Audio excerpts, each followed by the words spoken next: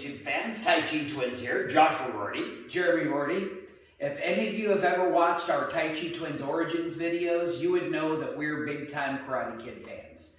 One of the things I really liked when I was a kid watching these movies was how Mr. Miyagi would teach Daniel his karate techniques covertly. Painting a house or sanding a floor. He would incorporate chores where Daniel didn't realize he was training his karate.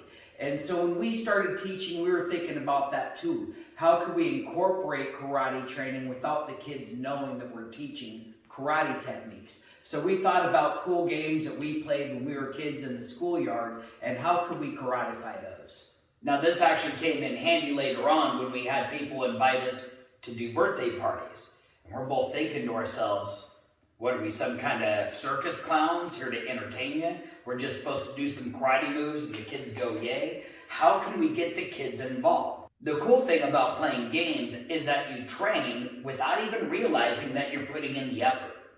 On top of that, once you put into competition against somebody else, it pushes you harder than you would have normally if you're just training by yourself.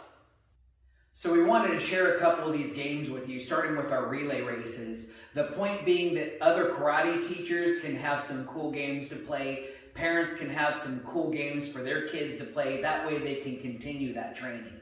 If you guys have thought of any games that we left out or variations of the games that we didn't include, go ahead and leave a comment below. Let's take a look at a typical relay race. Go! One cone and run back.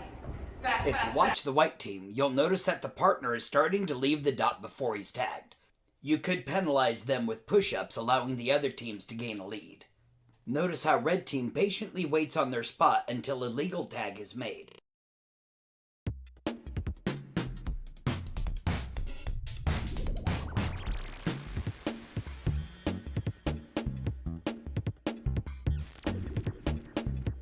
Once they're done, you can increase the challenge by having them run the cones back to where they started. All right, you're going to stack it back on your line. On your mark. Get set. Go. Gorilla. You gotta be focused. Stop. Ready?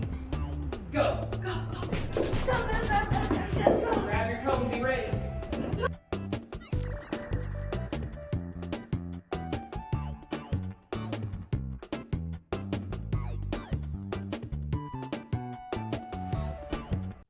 By adding slight variations to the game, you can change it enough to make it seem different for the player.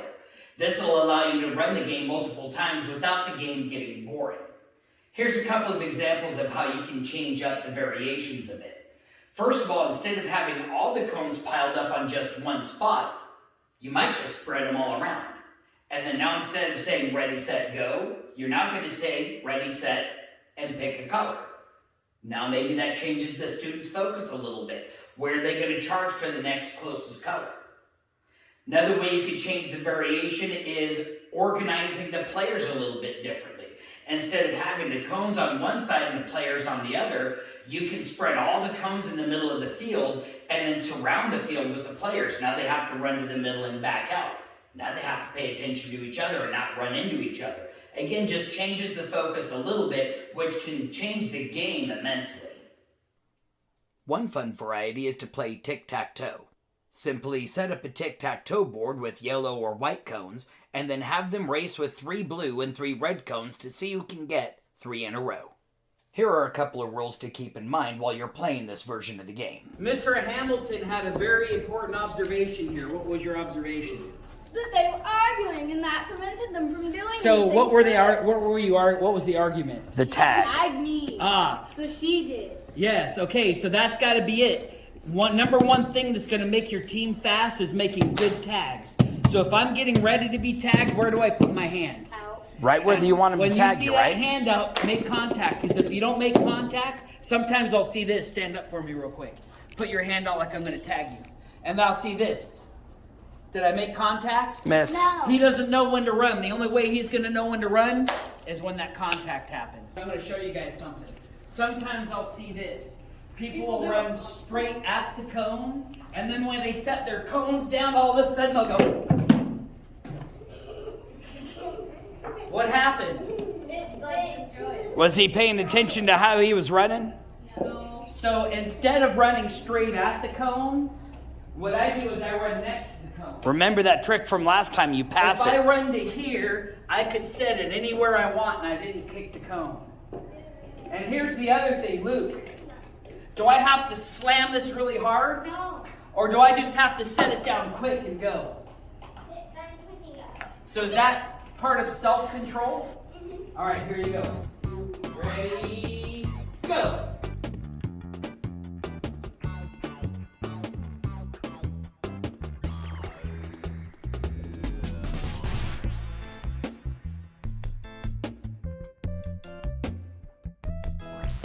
This game doesn't stop at a stalemate. Instead, each runner will take turns moving a cone for their team until there's 3 in a row.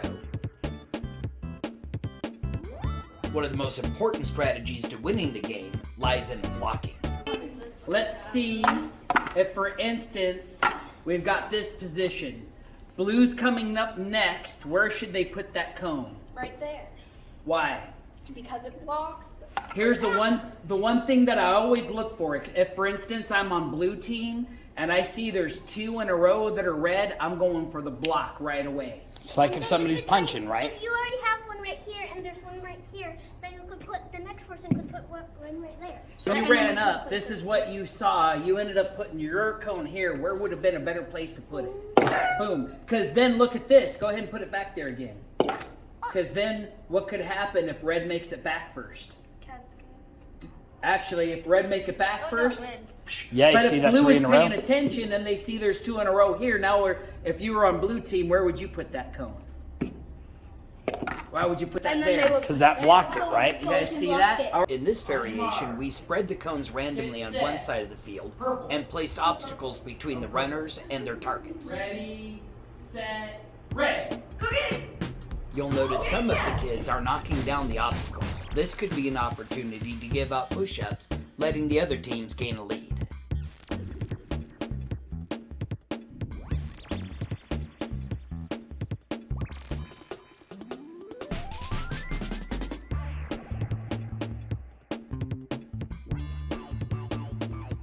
You'll notice that as their fatigue increases, so do their mistakes.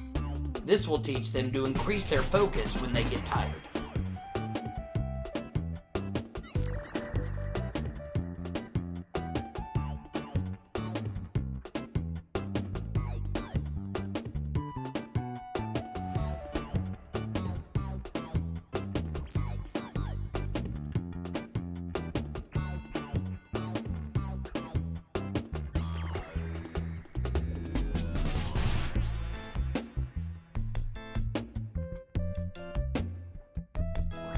In this variation, we line the players around the outside of the field and then scatter the cones in the middle.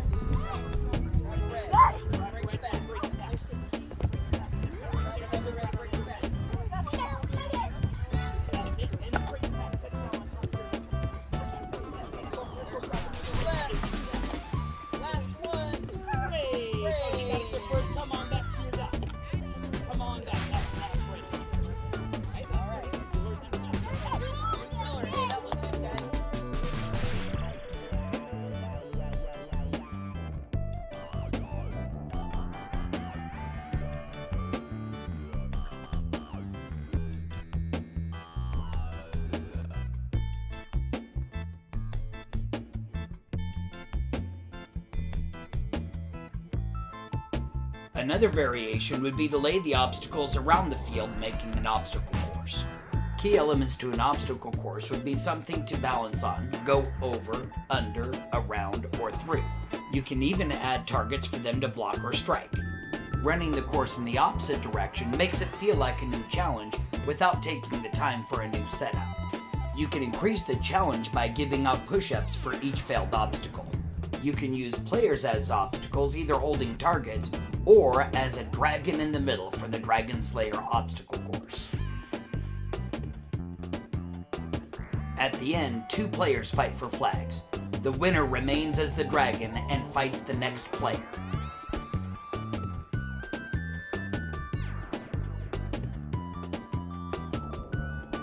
Races can be a fun way to train all of your martial arts skills.